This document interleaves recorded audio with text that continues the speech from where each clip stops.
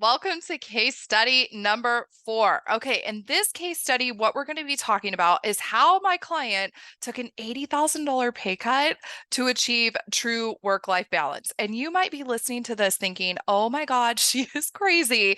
But I want to challenge this for a second because something really remarkable happened. And I find this is really common when people end up getting into alignment on how they want to feel. So, one of the things that I ask my clients when we first start working together is, how do you want to feel at work every day? Because usually they come to me and they're super burned out, they're busy, they're overwhelmed, and they don't feel in their day to day how they actually want to feel. So, what my client answered is, she's like, I want to feel balanced, because she was in a role where she was making $200,000 as a VP at a very, very huge beauty company. This was a very high visibility role. She was super stressed. She never felt good enough. She was getting backstabbed and thrown under the bus left and right.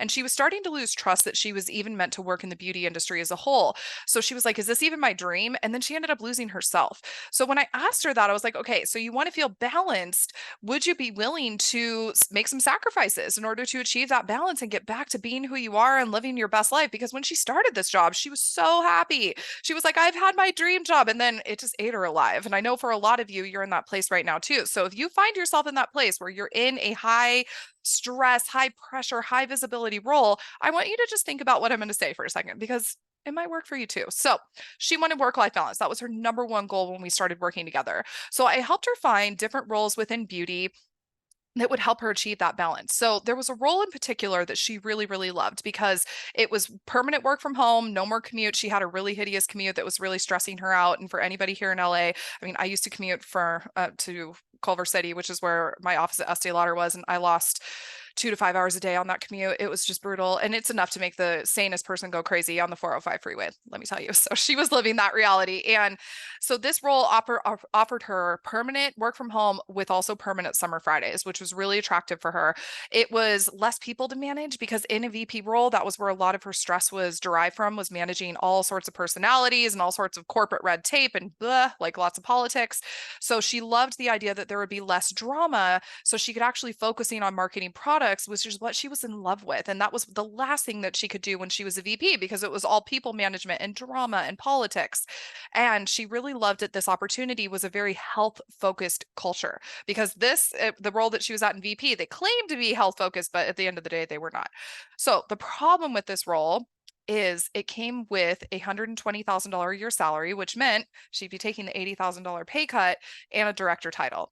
And at first, her ego was like, no, I can't do it. Like, I've worked so hard to get to this point of being a VP and making $200,000 a year. This was my ultimate goal. This feels like failure.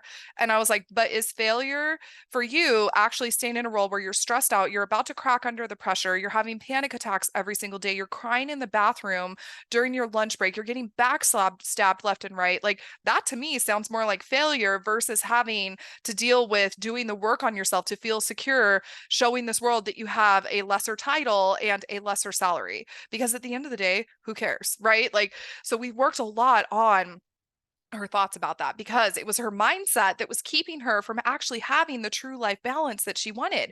And so when we did that work on how she thought about herself, what we identified is she made that title and that salary mean that she was good enough and that she was worthy, and she had finally gotten to the point where she could feel good enough seeing herself as successful.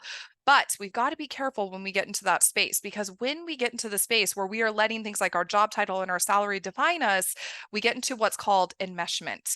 And this is a psychological state where the lines between who you are as a person and what you do for work start to get blurred.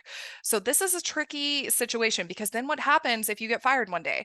Here goes your self-esteem, here goes your worth, here goes your identity, because it's so wrapped up in your job. So we started doing the work on her mindset to separate who she was as a person and her just feeling worthy and good enough as a standalone person without any sort of job title or money defining her. And then the beautiful part was, she got into a place where she actually started to see that this is the most valuable situation that she could ever step into. Because right now, this was failure at 200K at this high pressure VP role. This was killing her. This was sending her straight into burnout, right? This was like the light at the end of the tunnel. And all she had to do was wear a lesser title and make a little bit less money. I mean, she was making 120K, is still an incredible salary. That was more than enough for her to live comfortably. So when we looked at that and we started letting go and started tending to her ego, because hey, we all have an ego, right? Like an ego is just the way that you think about yourself and the way that you see yourself. And your ego wants to protect that identity at all costs. So we did a lot of work on that and just feeling okay, not defining herself by her title and how much money she was making. So something super interesting happened. She accepted this role at 120K. And this is what I see happen for so many of my clients. And I love it because when you get into alignment, life will bring you exactly what is meant for you. But when we are in resistance, life will bring you everything that you don't want, right? So when you actually step into a place where you are going and getting into full alignment, which for her was work-life balance, guess what happens? Less than a year later, she was promoted to an AVP, Associate Vice President, and she got a $40,000 increase. So now she's making 160. She's like, oh my God, I'm almost back to where I was. And then guess what happened the next year? She got a title increase to VP and she was making 200K again.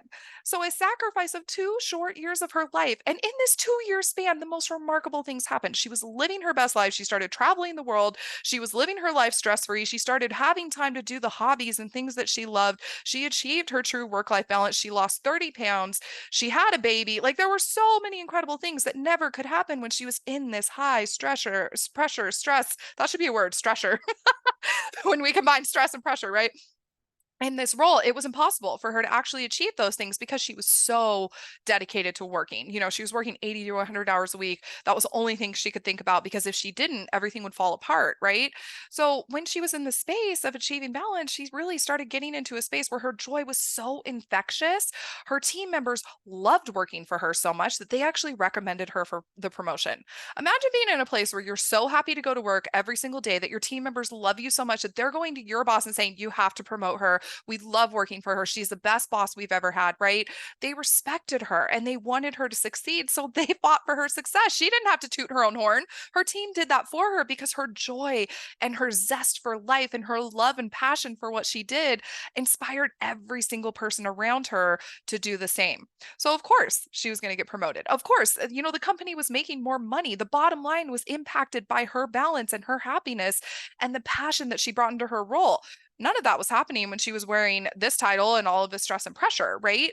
So the beautiful part was she knows her worth. She wasn't settling for less. These opportunities came to her with ease because she got into alignment and no longer settled for this life that wasn't meant for her. She accepted a position that gave her exactly what she wanted, and then life gave her back the other two things that she was willing to sacrifice when she stepped into that role, which was nothing short of remarkable, right?